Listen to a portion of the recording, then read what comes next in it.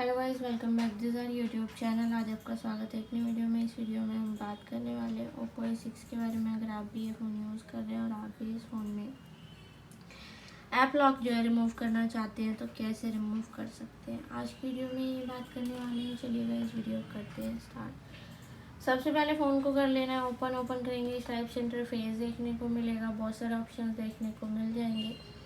इनमें से सेटिंग्स के ऑप्शन पर क्लिक करना है, ऊपर की तरफ स्क्रॉल करना है, सिक्योरिटी एंड प्राइवेसी पर क्लिक करना है, ऐप लॉक पर क्लिक करना है, डिवाइस को अनलॉक करना है, थ्री डॉट पर क्लिक करना है, सेटिंग्स पर क्लिक करना है, प्राइवेसी पासवर्ड पर क्लिक करना है, डिवाइस को अनलॉक करना है, ऊपर की तरफ स्क्रॉल करना है, टर्न ऑफ पासवर्ड का ऑप्शन देखने को मिलेगा, क्लिक करना है, टर्न ऑफ का ऑप्शन मिलेगा, क्लिक करना है, डिवाइस को जो है अनलॉक करना है। अनलॉक करेंगे, आप देखेंगे जो आपका ऐप लॉक है वो चुका होगा रिमूव। इसी टाइप से आप ऐप लॉक को रिमूव कर सकते हैं।